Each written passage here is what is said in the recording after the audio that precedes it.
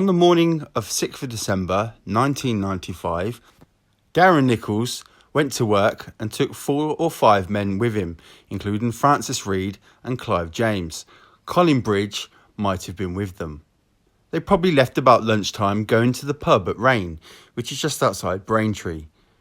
He was taken through a number of calls on this day, some of which he recognised, some of which he did not. He was asked about the public phone numbers, some he recognised and some he also did not.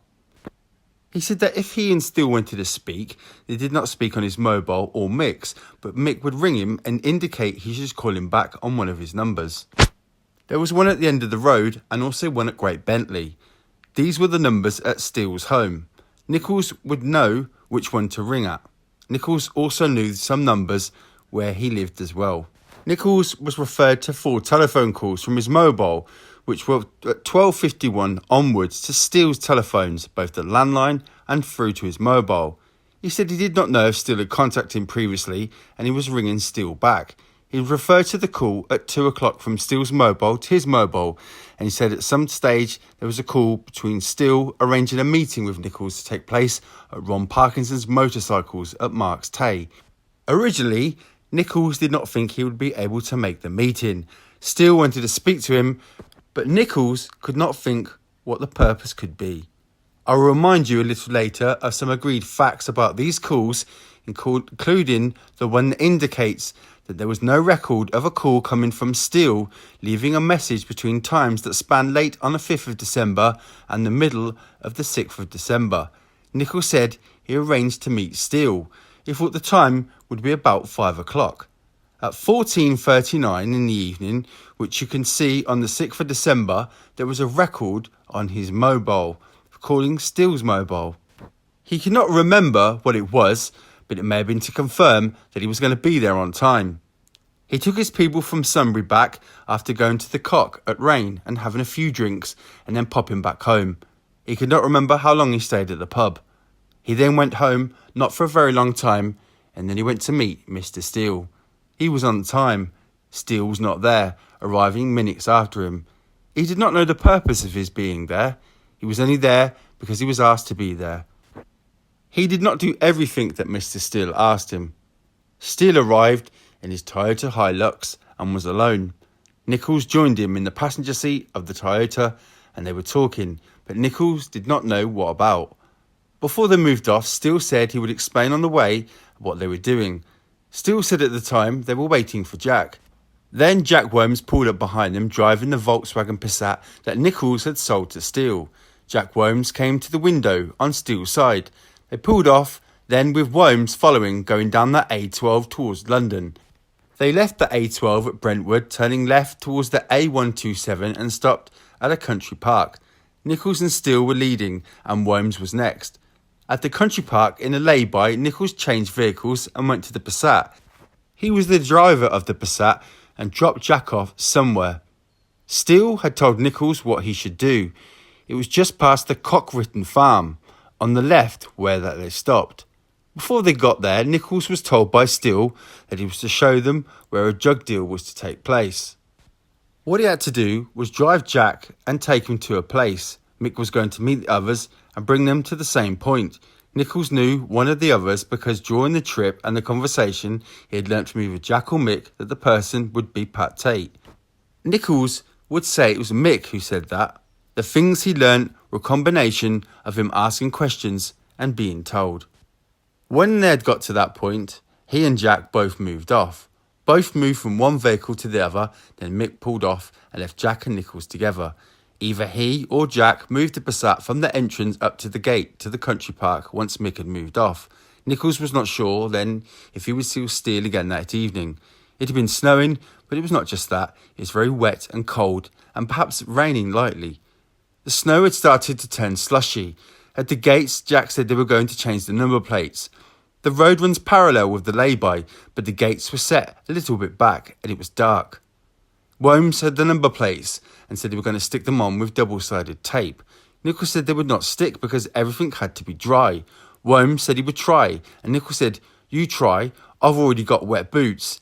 Nicholls saw Worms get out the car and try the number plates, but Worms got back in and said it would not work. Then they looked for something to dry the number plates in the car, but there was nothing, so Holmes gave up.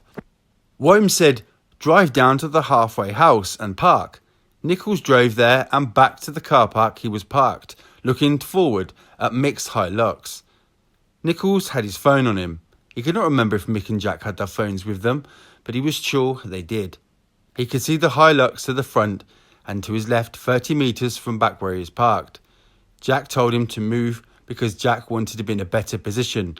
When the people went to arrive, Nicholls and Jack went to drive off so that the position he went to was closer to the A127.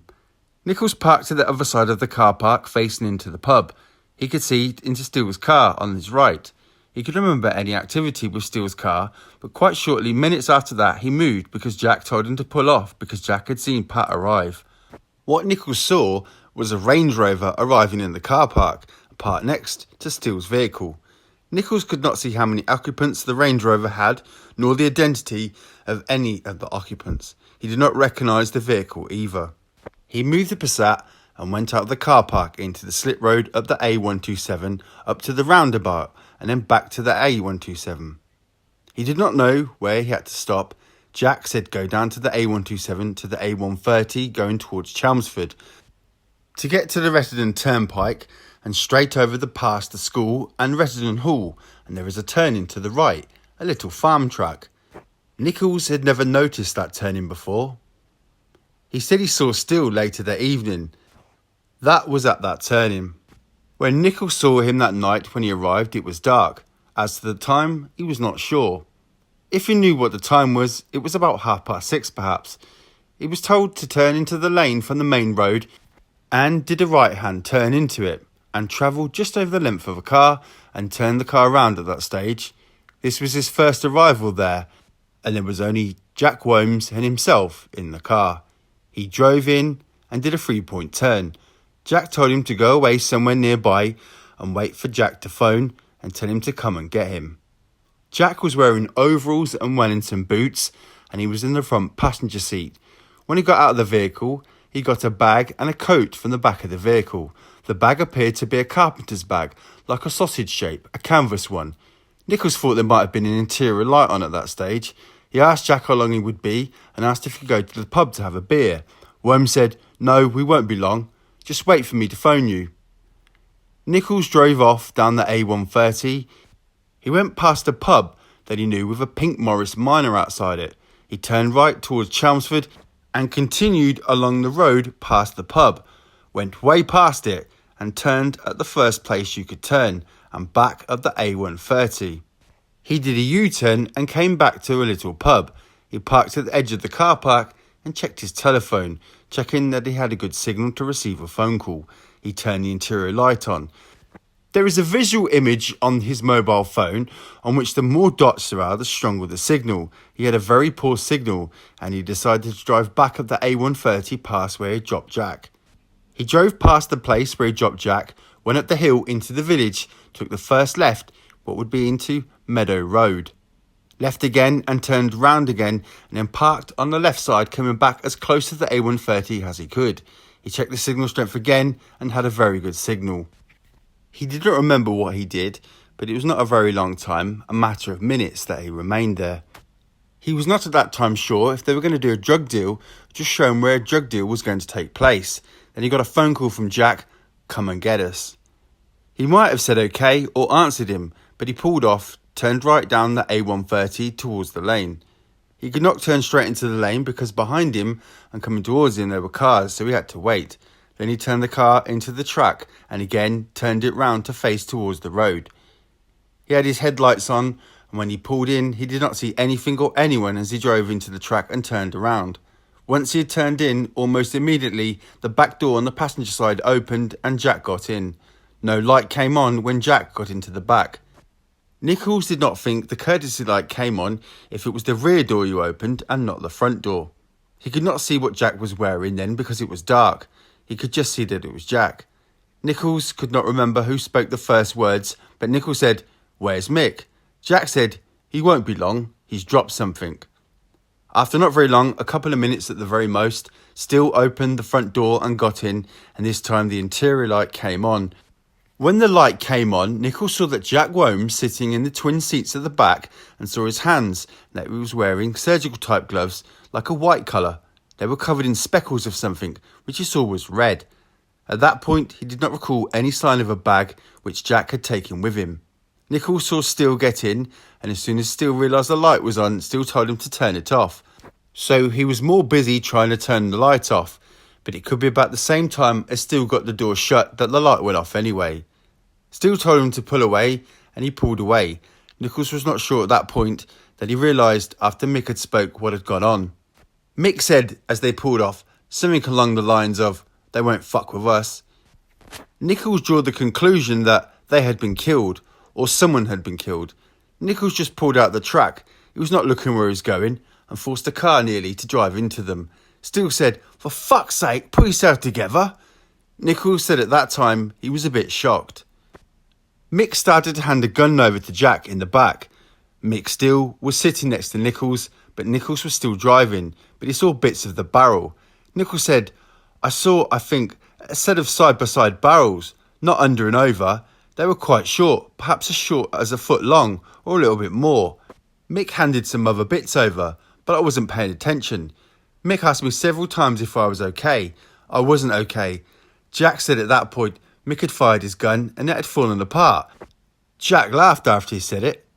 Nicholls drove to the pub, then turned left towards Basildon and was directed by Mick where to go. Nicholls reached a conclusion as to what had gone on as soon as Jack said, "They won't fuck with us again." When the lights came on, he saw the gloves and what he took to be blood. He drove to a different place from the pub where he had driven off from where he had seen the Range Rover. It was towards the Rettendon Turnpike, and he carried on to the A130. There was a set of traffic lights with a swimming pool on the left. Nicholls turned left at the bottom of the road. He then turned right into a side turning and came to the pub. The Hilux was there, and he parked next to it. He just sat there and did not know what to do at that moment. Mick got out of the car and went to his Hilux and came back to the car and then told him to get into the passenger side of the Hilux, which Nicholls did. The mood of Womes and Steele as they came back from the track to the Hilux on the journey was that they were talking and chatting. Nicholls remembered Jack laughing, but not what he had said. Nicholls was too wrapped up in himself at this stage. He said to both of them, "I hope I never fall out with you," as a comment. He thought Mick said, "You're not like those. It wouldn't happen to you." He wasn't really paying attention, but Mick took off his overalls and pushed them over his boots, and then put his shoes on, from which he'd got from the Hilux. He put what he'd taken off into the back of the Hilux, and Womes was also wearing overalls and Wellington boots. Nicholls had noticed that when she then swapped them, went from the Hilux to the Passat at the country club before they went to the track. At this stage, by the Hilux, Nicholls could not see what Jack was doing, but Jack got into the Hilux after putting his stuff into the bag. He covered the stuff up with a plastic cover, and they drove off with Mick driving. Nicholls was not feeling very good. He was shocked at this point. At one point he said, "I really need a drink. Can we stop at the pub?" Mick said yes as the journey progressed, but then he said no. Steele said Jack was very, very cold-hearted because when they'd driven down the lane first of all, Mick thought they'd blown what they were going to do. He said, as they were in the lane, Pat's mobile phone rang and it was Sarah. Mick was afraid that Pat might mention that Mick was in the car, but he didn't. Mick said he was sickened by the fact that Sarah had wanted to get away from Pat and Mick had helped her to do so, but here she was having a lovey-dovey conversation with Pat when she'd always told Mick she hated Pat. Mick said the gate was locked, but Nicholls did not know what bearing that had. Mick said Jack was a cold-hearted bastard because when Mick got out the Range Rover, Jack handed Mick a gun, and Jack just went and shot all three people immediately, and then reloaded one at a time, and then shot them in the back of the head, and did it without no emotion, as if they were nothing, as if he was doing something else, not shooting people in the head. It had an effect on Mick. Nicholls could see Steele was as bad as Nicholls was. Steele was saying he was shocked as well. Nicholls took the view that Steele was not shocked, as Nicholls was, by what happened. Several days after the event, Jack had described Mick's actions, and he said that when Mick had the gun in his hand, it fell apart. At some point, Jack mentioned that when Pat was shot, he did try and move, and put his hand out, and put his hand through the side window. Pat scored like a baby, curled up and cried. Mick took Nicholls back to Ron Peterson's up Marks Tay where his vehicle was. Nicholls got out of his vehicle and into his own. He said he was not in a very good state, but he was better not being in the same vehicle with Mick. Nicholls started a drive home, but did not want to go straight home. He had to have a drink, so he phoned up a good friend, Ricky Snell, and asked him to meet Nicholls for a drink. Nicholls met Snell in the Spread Eagle in Braintree. He said after that day, he did have contact with Steele and Worms. He did not remember how the contact originated, but he would imagine by telephone. He saw them face to face.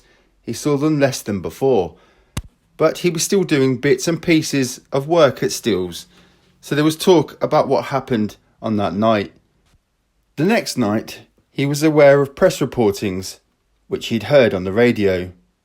Also, when he went into the pub, there was news on the TV.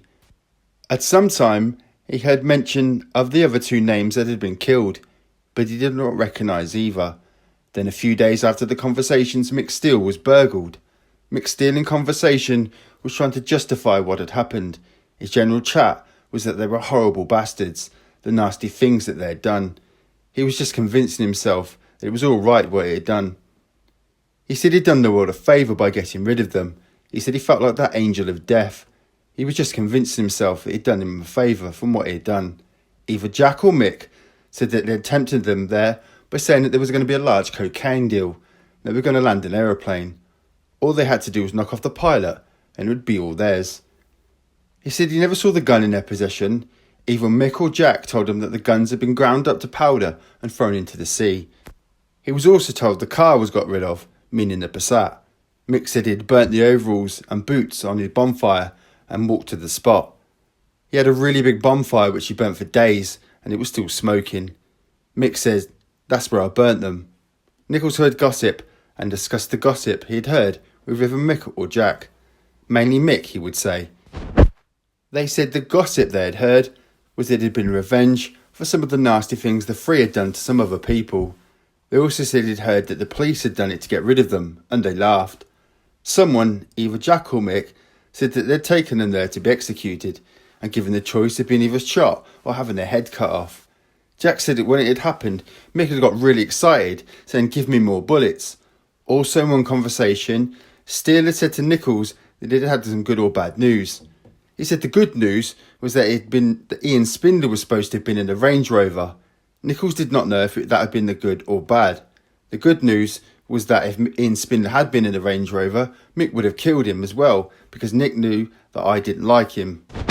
As for the pump-action shotgun, Exhibit 103, Nicholls said he took possession of it a few days after the killings, and a man named Matty, a traveller, knocked at his door and said he had a gun. Nicholls was not sure what to do, so he rang Mick up. Nicholls realised Mick did not leave a gun anymore. He told Mick that someone had knocked on his door and just offered him a gun, but he didn't know what to do. Mick said buy it and it would give Nicholls the money. Mick said it would seem strange if Nicholls had made a point of asking about a gun and then said he didn't want the gun. Nicholls put the gun in his van under some stuff and took it over to Mick's house and put it into his barn in some bamboo shoots, which were standing up where Nicholls had made a grab. Steele was not there, and Nicholls waited for him to turn up and then showed him where he put the gun. Steele looked at it and put it back into the bamboo canes. Nicholls last saw it when he was working up in the loft, and it was leaning on the chimney breast in the loft. It was a strange place to be. Nicholls moved it to some water tanks there, and it slid it down under the joists.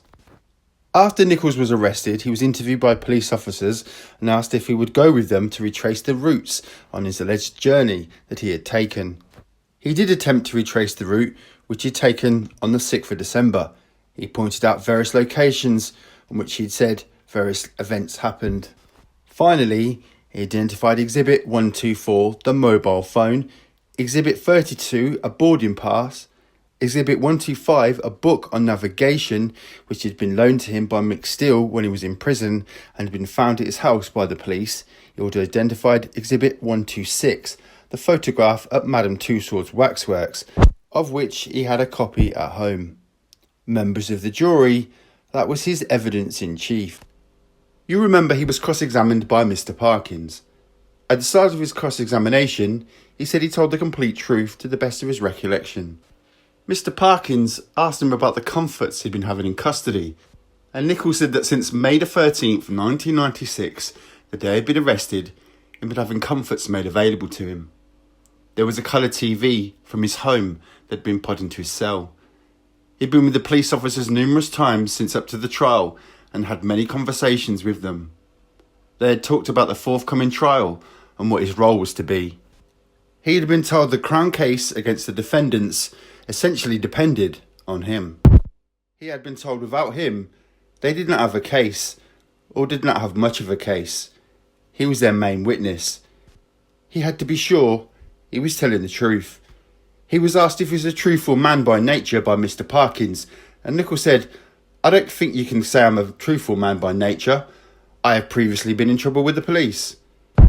He had been told he had to be absolutely truthful about everything.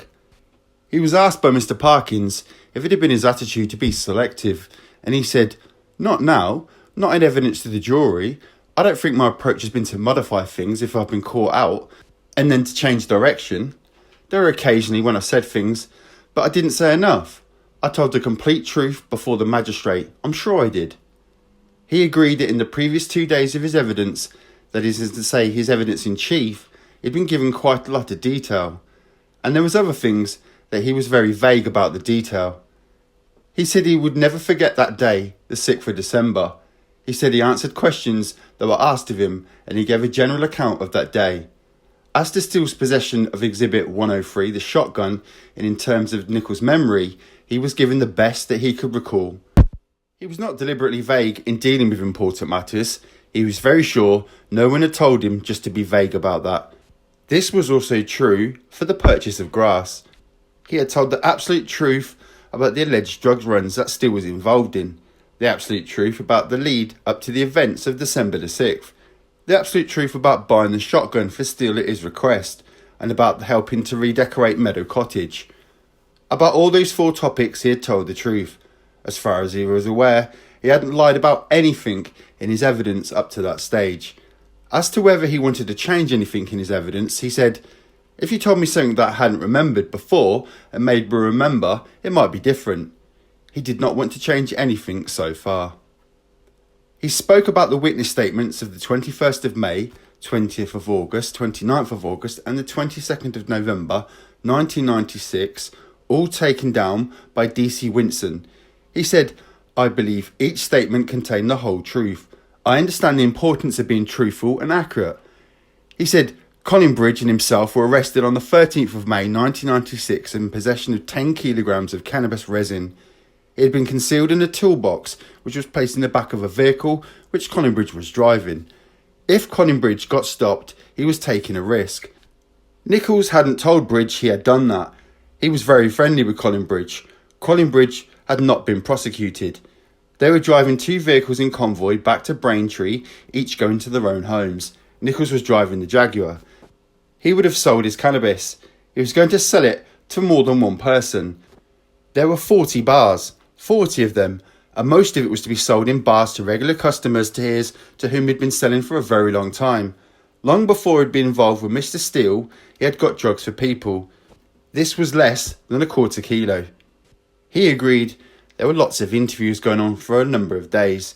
Interviews were with P.C. Brown and P.C. Winston, the same officers mostly. There were different officers, such as Inspector McIntyre for police matters, which meant the inquiry into DCA. He realised the importance of telling the truth all the time and the complete truth. He said when he was first interviewed, he did not think they would be interested in him, but rather what he knew. He was asked about the third interview, interview number 3, on the 14th of May. He said, "I did not say something I should have done in the first interview, number 3, on the 14th of May. Detective Superintendent Barrington was present on the 14th of May, and Nicholls agreed that he was asked if he, Nicholls, had been set up. Nicholls was going to tell the officers of the illegal activities of the policeman. He said, I was totally honest in all of the details to a degree. He did not know if he trusted the officers either. He agreed, he said on the 20th of May, everything I have told you in the interviews is absolutely true. He was trying to convince the officers that he told the truth. He was talking about the legal activities of the policeman, Detective Constable A. He said he'd been bewildered, having been told by the DCA that he was not going to be arrested and pulled off the streets by the police. His relationship with DCA had been going on for a couple of months, perhaps from about March, April or May. It began very shortly after Christmas 1995, and he did not know DCA until then. Nicholls thought he was being an informant. He did not know A was involved in illegal activities. He had not been involved himself, had Nicholls, in illegal activities with A. As to whether he profited from illegal activities, he said yes and no, he did not profit from illegal activities, and said that he was paid for information that he'd been given. Apart from being paid as an informant, he made no profit from any activities with the police officer DCA. He denied that he conspired with the officer to carry out a number of illegal activities in Brighton-on-Sea and elsewhere. He had agreed with the officer that certain activities could go on which any honest police officer would not allow.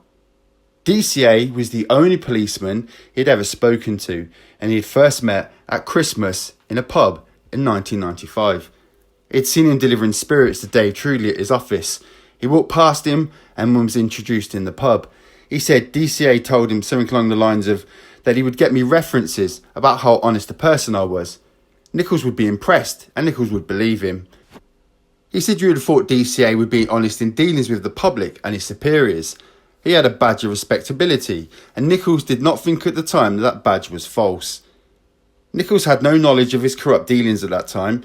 DCA knew Nicholls sold drugs, and he never said, "You'll be alright, carry on."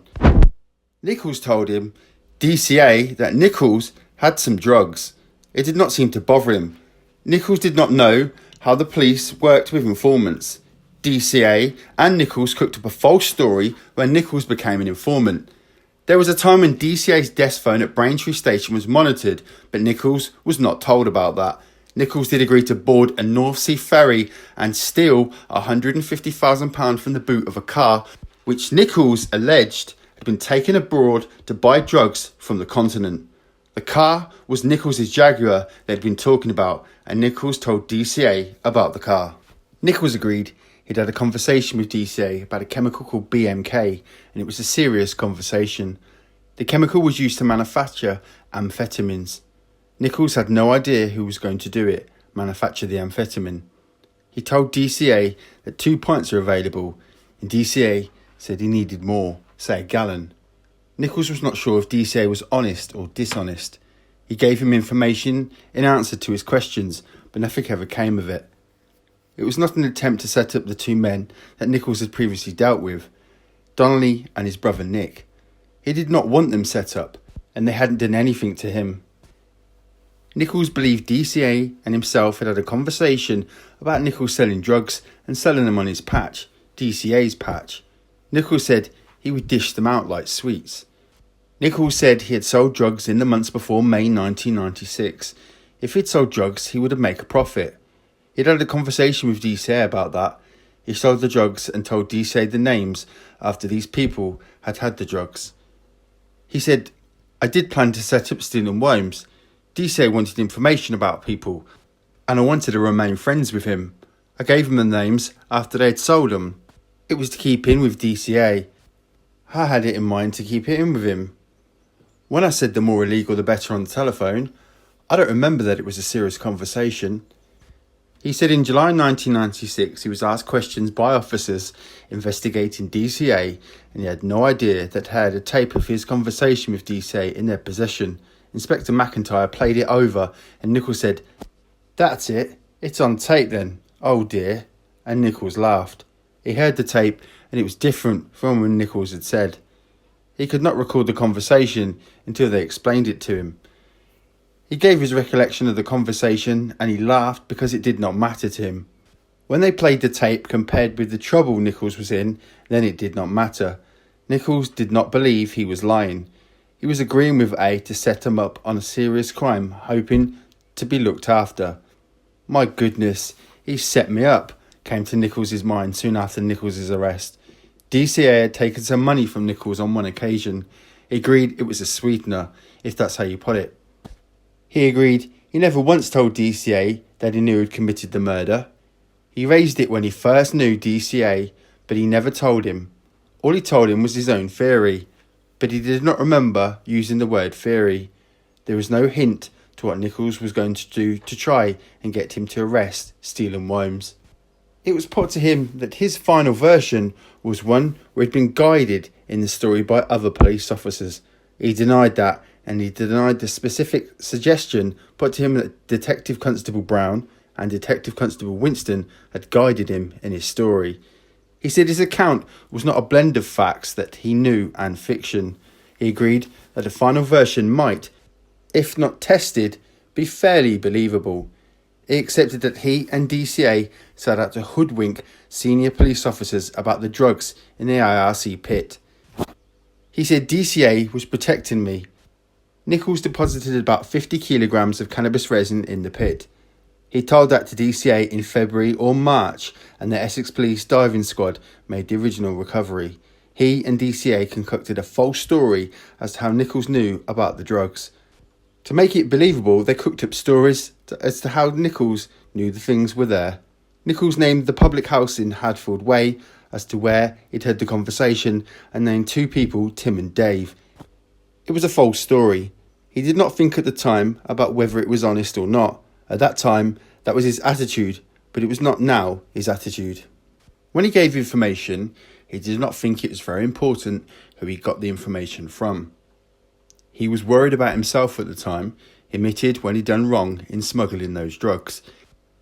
He did receive a reward from a senior officer at the supermarket car park in Dunmere when he was given thanks and a £400 reward. He took the reward and gave DCA a £50 out of it because DCA asked for it, saying something like it was customary to have a drink out of this. He was not a naive lad, and if someone did a favour for him, he would give them a drink. He was not blending known facts with fiction to give a more believable story. He became registered as a police informer, one who would give information to the police for payment. It was put to him that DCA got him a licence for a burger bar. He said DCA never got him a licence because Nicholls never applied for one.